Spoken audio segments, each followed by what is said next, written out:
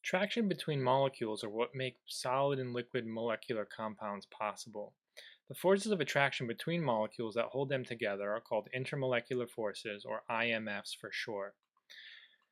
There's a couple different kinds. The first one we're going to talk about are called dispersion forces. These are the weakest of all the intermolecular forces, and they're only caused by the motion of electrons in the molecule. And that motion and that force of attraction increases as the number of electrons increases. So a really neat example of this is if you look at the dispersion forces in the halogen group. So every atom in this group here can form a diatomic molecule. So we can have F2, Cl2, Br2, I2. So if you look at F2, it's a gas at room temperature. And it's because it doesn't have a lot of electrons. It only has 9 in each fluorine. So chlorine has a little more electrons, but it's still not enough. Chlorine is still a gas. But when we get down to bromine, we now have 35 electrons in each bromine atom in a Br2 molecule. And that's enough electrons to stick those bromines together tighter and make them a liquid at room temperature. Bromine is barely a liquid at room temperature, but it's a liquid. It's kind of this red, fuming, gassy liquid. And as we get down to iodine, we now have 53 electrons per atom, which is a decent amount of electrons. A lot of electrons moving around creates a lot of dispersion force, which is enough to hold it together as a solid. It's this purple crystal-like structure. The second type of intermolecular force is a dipole interaction. This occurs when polar molecules are attracted to each other. So if I have two polar molecules like this, HCl has a negative side on the Cl's and a slightly positive side on the hydrogens. And this force is slightly stronger than dispersion forces, and it's because the opposites are attracting to each other. The slight negatives are attracted to the slightly positives.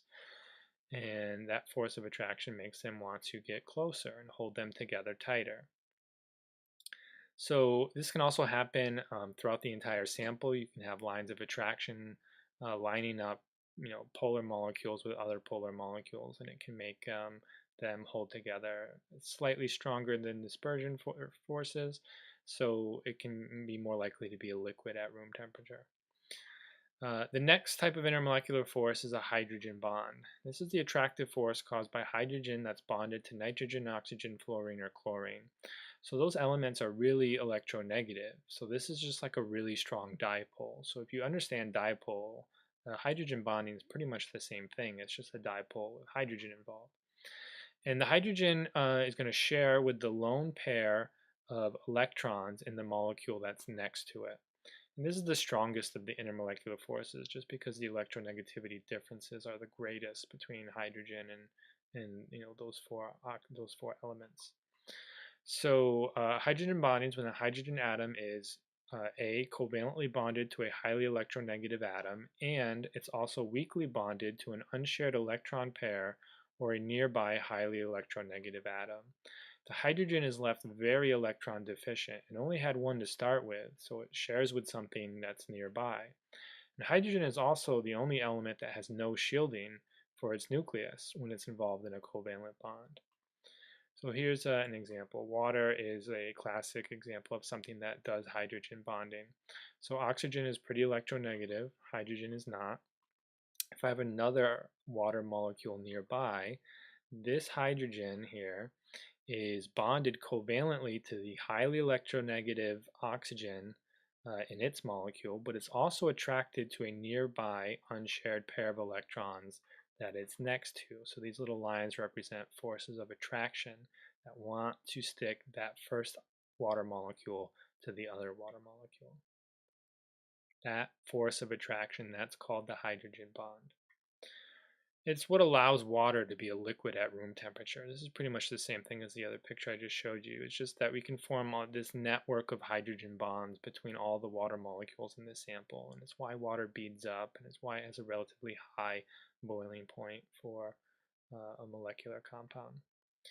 So you kind of need to know the order of intermolecular attraction strengths. Dispersion forces are the weakest of all. A little stronger than that are dipole interactions, and the strongest is the hydrogen bond. But remember, all of these are weaker than actual bonds, either covalent or ionic, physically connect one atom to another. Remember, these are forces of attraction. They make molecules want to be near other molecules, but they're not connecting them with the strength of a bond.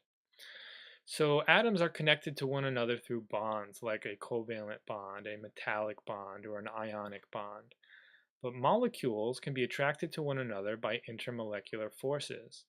And the properties like boiling point or melting point are good clues as to the strengths of intermolecular forces between molecules. This type of question shows up from time to time on the regents, where you need to judge one molecule's strength of intermolecular forces to another, and they'll give you some values like melting point or boiling point. If your boiling point is pretty high, it means that you need to expend a lot of energy to overcome the intermolecular forces of traction that want to stick them together. So therefore, if the boiling point is high, the intermolecular forces are high.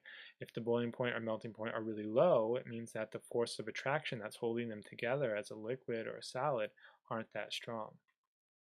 So you should also know what causes each intermolecular force and their relative strength.